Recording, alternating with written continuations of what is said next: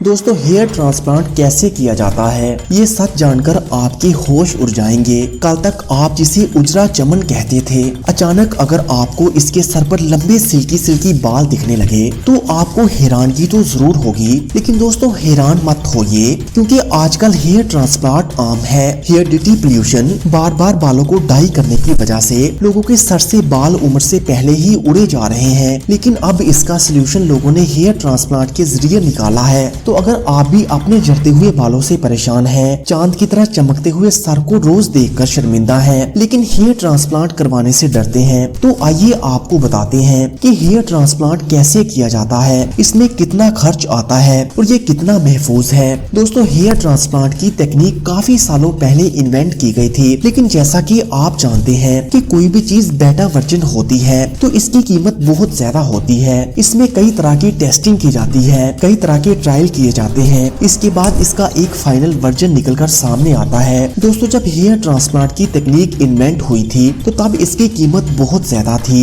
हर कोई इसे अफोर्ड नहीं कर सकता था। इसी वजह से कई लोगों के सर बिना बालों के ही रह गए। वैसे इसको लेकर कई तरह की अफवाहें भी थी। कई लोगों का ये मानना था कि हेयर ट्रांसप्लांट करवाने से कई तरह की बीमारियां जन्म लेती हैं। इन्हीं सभी वजूहात की वजह से लोग हेयर ट्रांसप्लांट करवाने से बहुत ज्यादा डरते थे। लेकिन आहिस्ता आहिस्ता इस तकनीक में बेहतरी आने लगी और ये तकनीक लोगों की पहुंच तक आने लगी, कीमत कम हो गई, तब इसने बड़े पैमाने पर तहलका मचाना शुरू कर दिया। अब तो ऐसा हो गया है कि लोग अपने झड़ते बालों से बिल्कुल भी परेशान नहीं होते, क्योंकि अब इसका सोल्यूशन इनके पास है। तो चलिए आपको बताते हैं कि आखिर हेयर ट्रांसप्लांट कैसे किया जाता है। दोस्तों हेयर ट्रांसप्लांट करवाने के दो तरीके हैं। एक तरीका FUT कहलाता है, जिसका फुल फॉर्म है फॉलिकुलर यूनिट ट्रांसप्लांटेशन, और दूसरा तरीका है FUE, जिसे फॉलिकुलर यूनिट एक्सट्रैक्शन कहा जाता है। अगर बात की जाए हेयर ट्रांसप्लांट के पहले तरीके की, जिसे फॉलिकुलर यूनिट ट्रांसप्लांटेशन कहा जाता है, दोस्तों ये सर्जरी 4 से 8 घंटे में की जाती है। हेयर ट्रांसप्लांट के इस तरीके को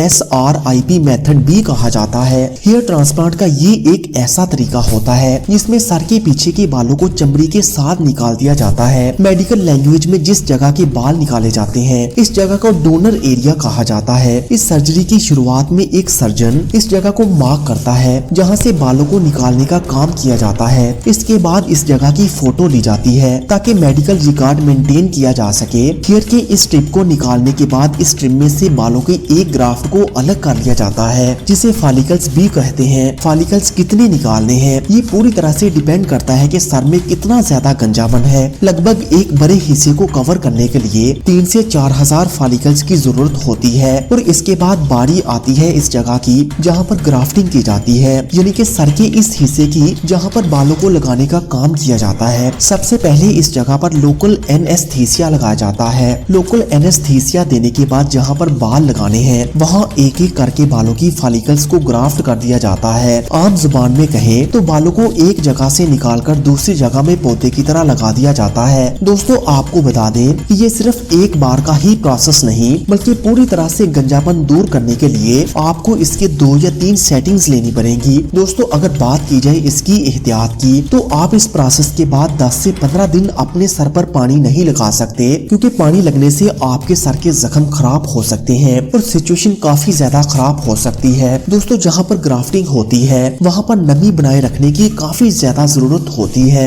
10 से 15 दिन बाद जब आपके सर के जख्म पूरी तरह से ठीक हो जाते हैं, तब आप अच्छी तरह से अपने सर पर पानी लगा सकते हैं। लेकिन आप किसी साबुन से अपने सर को नहीं धो सकते। सर को अच्छी तरह से धोने के लिए डॉक्टर बेबी शैम्पू को प्रेस्क्राइब करते हैं, क्योंकि बेबी शैम्पू में केमिकल्स की मिकदार बहुत कम होती है, जो आपके हेयर ट्रांसप्लांट वाले एरिया को बिल्कुल भी नुकसान नहीं पहुंचाते। दोस्तों सर की सफाई करने के बाद अब आपको साफ साफ दिखाई देने लगेगा कि सर के कौन से हिस्से में हेयर ट्रांसप्लांट के प्रोसीजर को किया गया है। लेकिन सर्जरी के 2 महीने बाद जहां पर हेयर ट्रांसप्लांट के प्रोसेस को किया गया था वहां के बाल जलने लगते हैं। इसे शेडिंग वेव कहा जाता है, लेकिन इससे घबराने की जरूरत नहीं, क्योंकि ये सर्जरी का एक प्रोसेस है। जब पूरी तरह से आपके बाल जल जाते हैं तो इसके बाद फिर नए बाल आना शुरू हो जाते हैं। आपके ये नए बाल पूरी तरह से नेचुरल होते हैं। इसे आप कटवा भी सकते हैं और जैसे आप स्टाइलिंग करवाना चाहे करवा भी सकते हैं। और अब दोस्तों बात करते हैं कि हेयर ट्रांसप्लांट करवाने में कितना खर्चा आता है। दोस्तों ये टोटली डिपेंड करता है कि आप कहां पर अपनी सर्जरी करवा रहे हैं। अगर आप किसी बायो सर्जन के पास हेयर ट्रांसप्लांट की सर्जरी करवा रहे हैं तो आपको बता दें कि इसमें आपके